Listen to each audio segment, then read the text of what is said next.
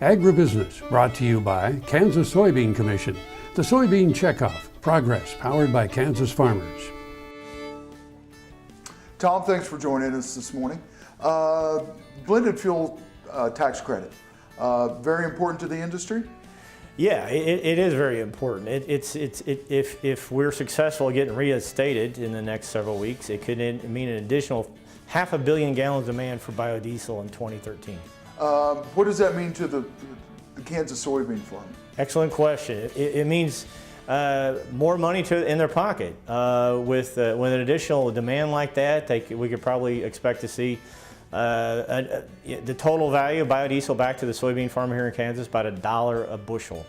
So that would probably be in a normal year around 100 million bucks for the Kansas soybean farmers.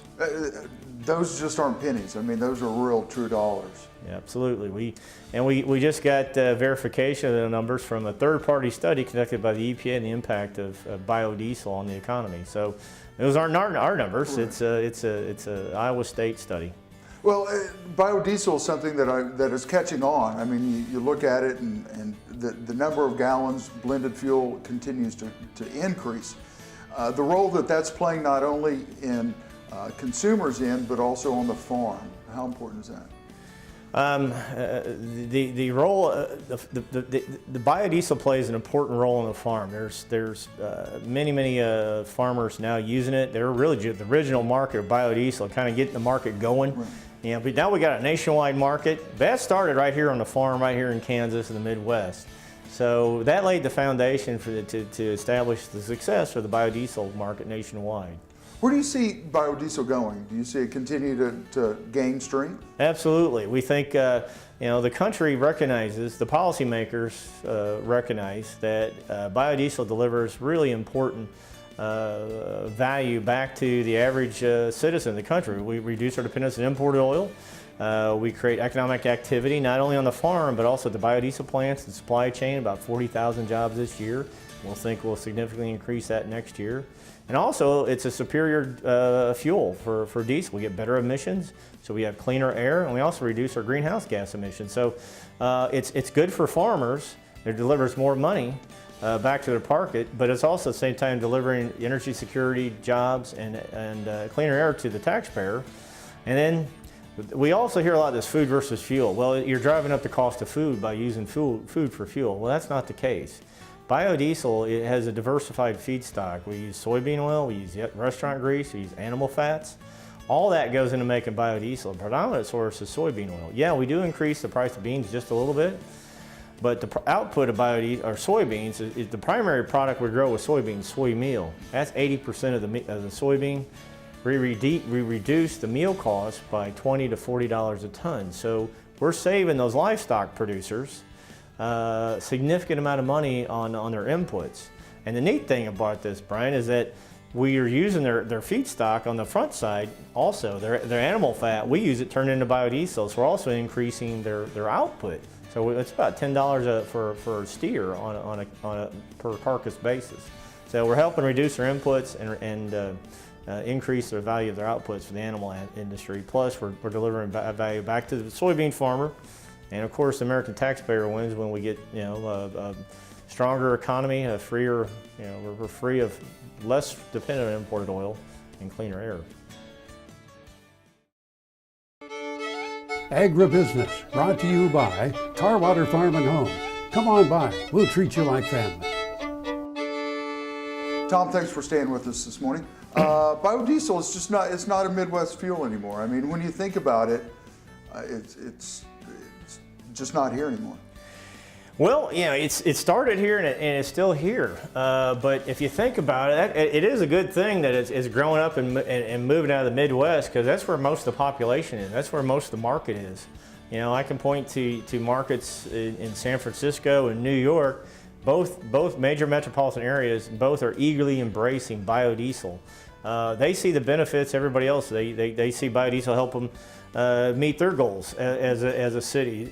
New York's looking to use biodiesel to help meet greenhouse gas emissions. They're looking to go to, they're the largest municipal fleet in the country, New York City. They're at 5% blend of biodiesel right now, and in the spring they're going up to 20%. And actually, they even like to go even higher than that. And the more they can do, higher blend they can get, 20% biodiesel, 80% diesel, reduce their greenhouse gas emissions. Mayor Bloomberg, that's one of his major initiatives to reduce their carbon footprint in transportation fuels. We're seeing the same thing happen in California, which is even more exciting. The California Air Resources Board is seeing biodiesel coming out to California, helping meet the low carbon fuel standard they have in place to, again, reduce carbon emissions from transportation sources. The California Air Resources Board is saying biodiesel could play a 700 million gallon role in their market by 2017. That's only 5 years away. That's not very far. California doesn't grow a lot of the feedstock for that.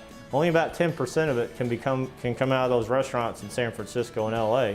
The other, they're seeing, most of it's going to have to be imported from the Midwest. And I've actually been out to California's in biodiesel plants, saw Midwest rail cars to the Midwest sitting in California biodiesel plants. So it's already happening. The stage is set. We're going to need a lot more soybean oil moved from the Midwest to California and New York to meet their demand. Well, this helps with the Clean Air Act also. Absolutely. Yeah,